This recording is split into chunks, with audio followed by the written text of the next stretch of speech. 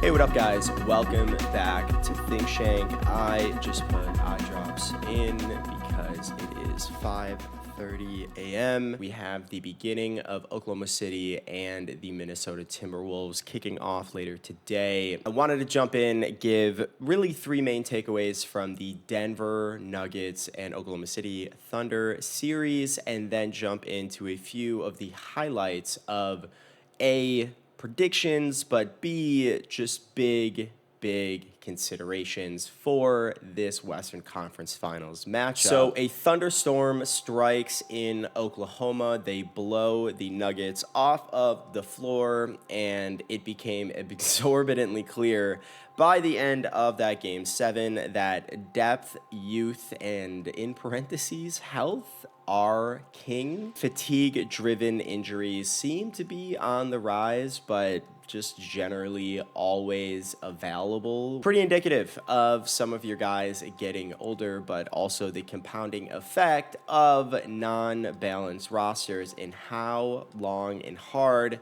guys like Steph Curry, guys like the Nuggets had been grinding themselves to a bloody pulp to close out the regular season. Yes, of course, everybody loves to talk about how it needs to be shortened. I completely understand that. That is going to plug into the depth component, of course, as well. The energy trade-off between offense and defense isn't as viable. Also plugs into the importance of youth as well. It is just really hard to have these kinds of guys spending a lot of energy on offense, but aren't at the same time being targeted as liabilities on defense. We are now in an era of not having the weakest link as opposed to the best player comes to mind. The James Hardens of the world are going to get their asses beat, and the ball is going to get taken right to them all the time. Julian Strawther as well. So happy for him in that game 6. Though the increasingly cost-constrained environment leads to that depth being such an enormous part of weathering the exorbitantly long regular season. Specifically, it emphasizes the criticality of accumulating depth out of the draft. Just like the real world, no one has money, so you are going to have to be looking at the draft and other creative means for accumulating viable bodies and talent to, again, offset the burden that your top-end talent will have to endure for regular season success, or at least being positioned well enough to not put yourself in that playing position. Basically, the draft is just super important now, and essentially what Oklahoma City has done is provide a blueprint for how to be able to identify and fortify these rosters at that 8th, 9th, 10th, 11th guys spot while being able to stay within that dreaded second apron and operate successfully inside of the new CBA. So basically, fatigue-driven injuries seem to be pretty rampant. Older guys especially being pretty susceptible. Length of the season, the way the game is played now, pace and space. Also just more homogeny of talent on these rosters. Not having the best player isn't just a death sentence. It's more so now about not having the weakest link, which means guys like LeBron James and James Harden can't just take defensive possessions off because it is probably going to put the team at pretty big risk. And then the draft itself is emerging as such a critical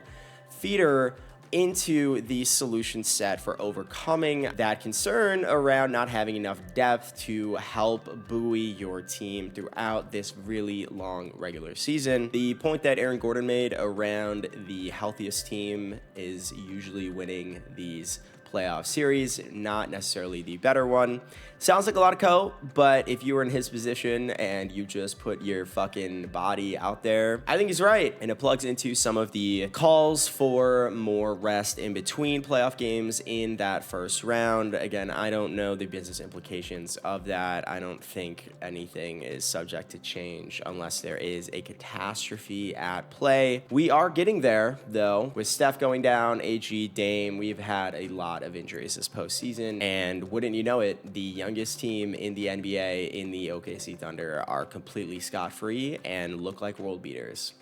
Probably not an accident. Number 2, OKC has set the bar for defense so fucking high in the West that I don't know how any team intends to contend without virtually a top 6 to 7 defense in the entire NBA. They have optimized physicality and speed in the defensive realm, leveraging, again, being undersized to A, prevent you from flopping really against them, B, being extremely handsy with you, and of course including Nikola Jokic, who is 6'11", 280 pounds. You would be surprised what professional athletes, even at 6'5" and 6'4", are able to do against a much bigger and larger opponent, particularly when, in most circumstances, they are just simply not allowed to be this physical with anybody. And most importantly, what Alex Caruso mentioned in the postgame after Game 7, he understood that Game 7 meant fewer fucking fouls, and he was gonna maul the shit out of Jokic until there was a complete referendum for the officials in how they were calling the game, or Jokic gets himself teed up and thrown out of the game. It didn't matter, because back to point 1, the OKC Thunder have so much depth that even in the event that Alex Caruso fouls the fuck out, or the officials otherwise have had enough of this mauling on every single play, it didn't even matter, because of course they have a limitless supply of other viable bodies with the defensive instincts, tenacity, want, and buy-in. Is such an incredibly enormous underlying theme here was the ability to identify when within the game and then even going into the game, officials are going to be willing to call more or fewer fouls.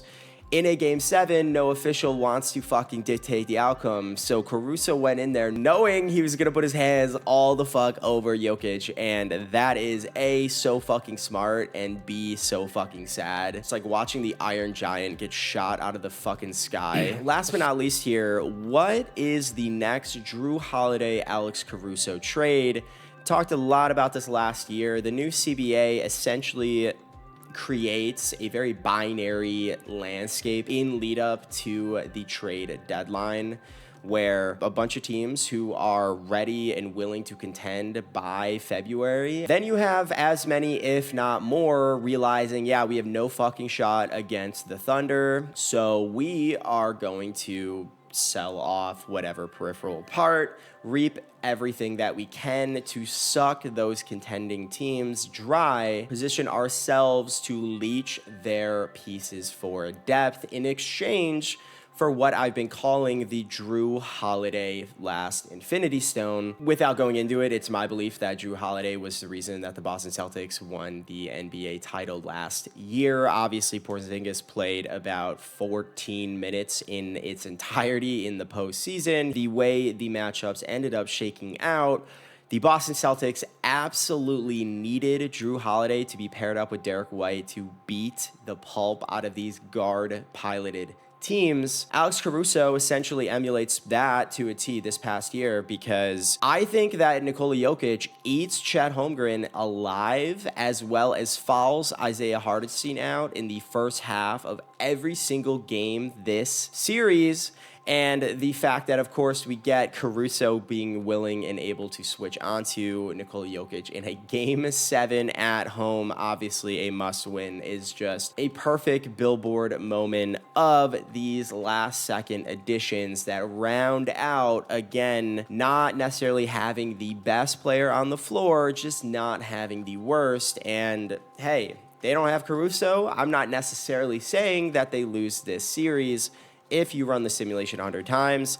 I'm just saying, based on the way things shook out, that ended up being a magnificently wise and cunning addition for Sam Presti. Really quick, throwing shit at the wall ideas for who could be the next one, last Infinity Stone for some last contending team who seem to be able to have that kind of upside in a pinch in a very tight playoff series. Keon Ellis, Ty Jerome, Tumani Kamara, Drew Holiday. We'll see if they break it up. Kobe White, Josh Okogie, and Trey Mann. Last two, probably going to get a bunch of stickers. Totally understand it. I thought Josh Okogie should have played so much more in that Phoenix series when they got wiped off the floor by the Wolves, and Bud did not do that until far, far too late. Trey Mann, people just need to learn how to score in the postseason, and if you watched any Charlotte Hornets basketball whatsoever, that dude, who's basically my height, found ways to be unbelievably fearless and score on still the best defenses in the NBA, granted against secondary units. Thought he was extremely fearless, and as we are seeing right now, fearlessness and execution are in very short supply once you get out of your top end talent. Just fast forwarding a year from now, would not be very surprised if they end up swinging a pretty pivotal playoff series. 2, Minnesota versus Oklahoma City. Just have some very quick, high-level takes here, 3 of them. An exercise I like to do is thinking about how does this great team, quote, make other teams play their way. I think it's a really helpful framework for understanding how it is in fact so difficult to beat them as you try to impress your own identity onto them and the way that you like to play. So number 1 is Oklahoma City's defensive floor in the half court is so elite that it essentially forces you as a result to do what they do as far as really needing to emphasize easy baskets in transition, pushing the pace for cross matches, attacking on the catch, because as soon as this half-court defense is able to get itself set, what we watched happen, the disrespect that we watched happen against Nikola Jokic as he sits in the paint getting swarmed by a bunch of fucking bees, basically exactly what the OKC Thunder defense wants. 2 is the amount of physicality. The bigger team is going to get called for fouls without getting calls themselves unless the amount of physicality is matched or it is very much exaggerated. You can't really flop when undersized guards are being really handsy with you. And the reality is all of this physicality on the perimeter has been reaching a breaking point for decades as a result of the Golden State Warriors small ball lineups, Draymond Green. 3 is the downhill offensive engine. The Thunder are so effective at stopping these paint-oriented downhill attackers like Nikola Jokic because they can afford to pack the paint, really hard swipes at you, stunting and then recovering out to shooters very quickly because, again, they are so small. Essentially, they are able to wall off and defend the rim at an elite level. This is not news. Last year, they were the best rim defending team as far as opponents' field goal percentage is concerned. That trend has continued to this year as well.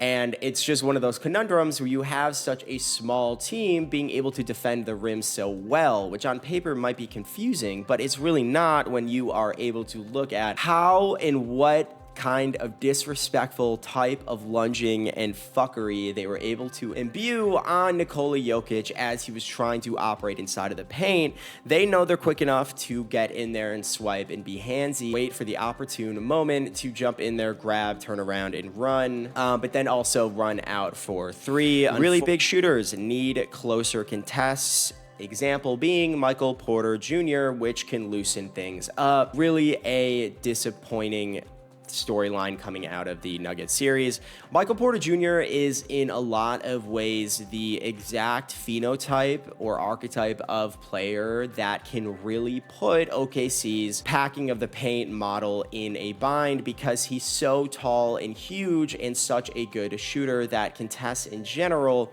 are not going to be that effective, and to even just stand any degree of chance if he gets himself going, you're just not going to be able to lunge as effectively at Nikola Jokic when he's operating in the paint.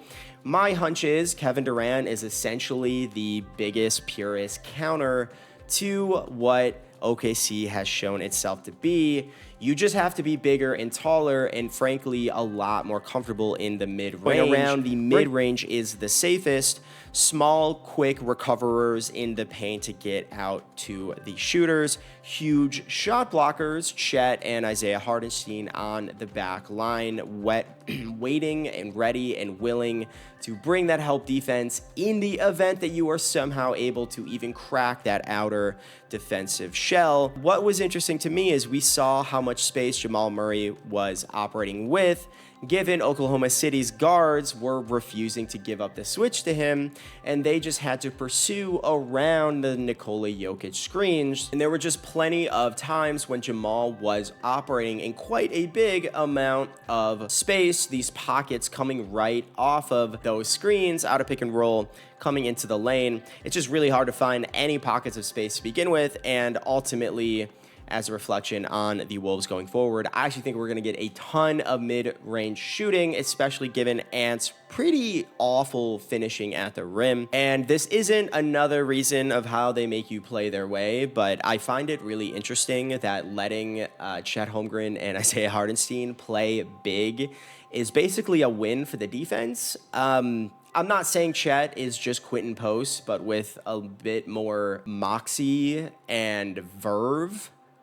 But it's like not that far between. Chet cannot play big. He weighs almost as much as I do at 7'1". Isaiah Hartenstein is much more of a playmaking hub and cog and is very much not looking for his own shot. I don't really know what that means. All I do know is that they are so dependent on their two-headed snake, J-Dub and SGA, to spearhead a lot of their scoring opportunities. The funny thing is about the mid-range being the safest area on the floor, that's exactly how SGA plays. And it is such a good precursor to how I believe the Timberwolves are going to have to be playing, is leveraging Julius Randle, of course, his physicality and size advantages, especially on some degree of switches, but even getting Ant on the move and getting downhill into space. The safest area on the floor is exactly where SGA likes to get to, and that is going to be the short mid-range, about 12 to 16 feet.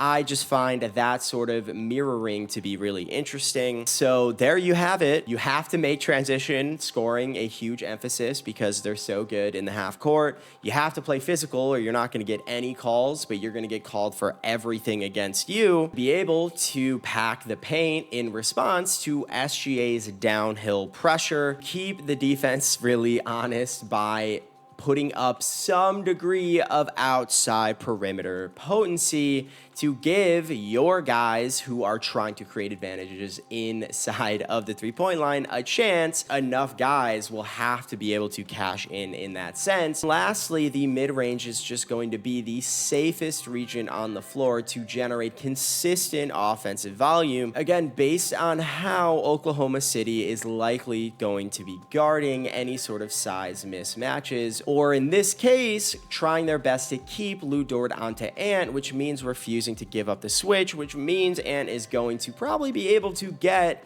to that 16-foot region the most or the easiest, which is a direct reflection of SGA and how every team he plays against is usually trying its absolute best to keep Jaden McDaniels, Christian Brown on him at all times because SGA is so prolific. Next is the Wolves want the three, unlike Denver, and I'm expecting to be operating a lot more on the catch from Randle. If you listen to Chris Finch in his post-game interviews about this turnaround that the Wolves have had, the biggest thing and first thing he will say is basically we just realized we should be playing through Randle, and Ant is extremely athletically gifted and is able to effectively play off the catch. As we had seen, even when Cat was there, you essentially get the best of both worlds where, yes, you are putting your eggs in the Julius Randle decision-making basket, But when his confidence and his allegiance, I suppose, are in sync with the broader teams, he is an extremely effective playmaker, essentially for the exact same reasons as Nikola Jokic,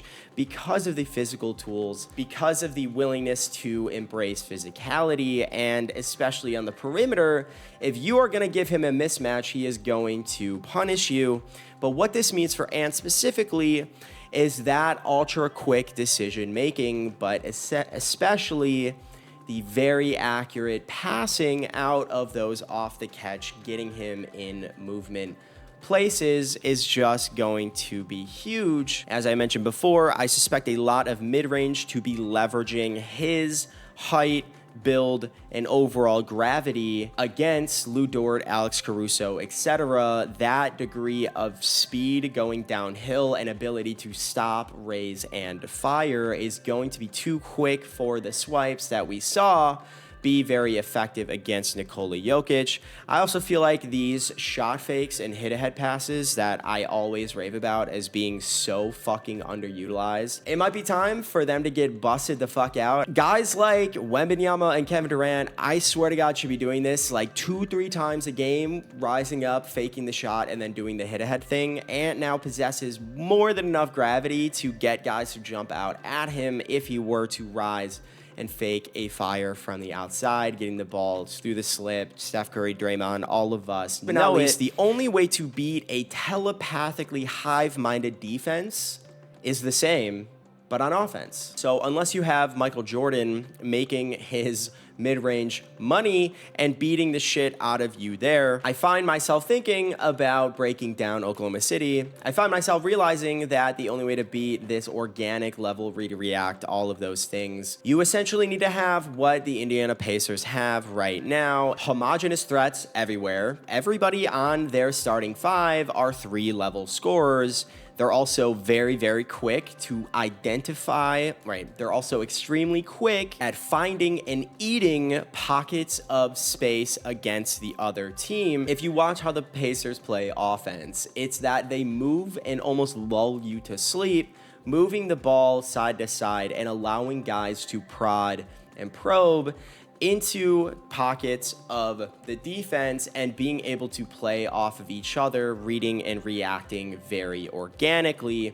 The autonomy to improvise based on positions inside of the teeth of that defense, and then the collective awareness to identify mismatch opportunities, ways to relocate and position themselves as either an outlet or an additive advantage creating position on the floor.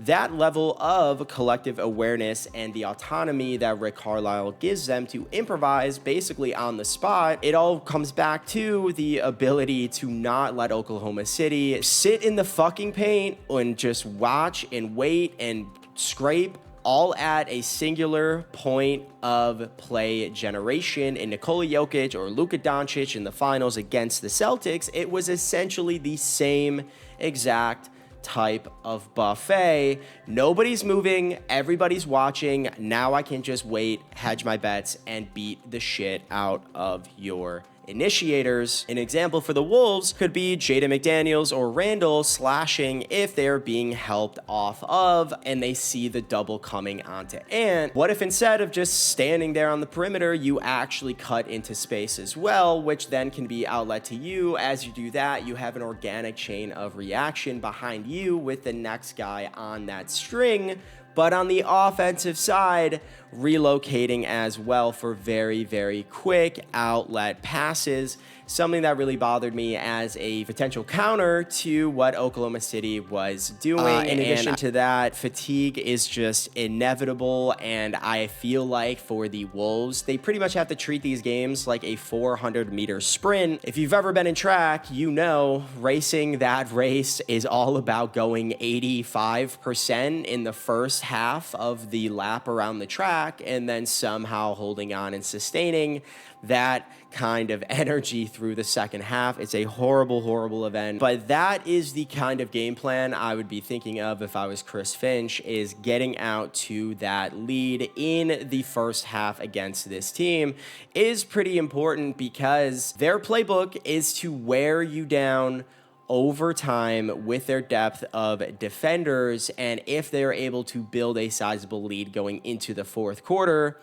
they don't really have to score because they have one of the most effective and efficient defenses in NBA history to lean back on. Moreover, you can exploit the OKC defense pressing and ramping up its own physicality late in that game. We saw what happened in Game 6. Russell Westbrook able to take Chet off the dribble. Everybody is pressing up, trying to be as physical as possible. And especially if you are somewhat in the ballpark of their size and physical profile, you might actually get a call for the level of physicality that OKC is playing with. So there you have it, guys. Those are my 3 big thoughts on this series. It is going to be more of a dogfight than I think we are giving it credit for. I also believe the experience, the bright lights, and everything going on with Oklahoma City at this time could end up being a bigger factor than we are giving them credit for. Weird to say that going into the conference finals this year, the Wolves are the more experienced team.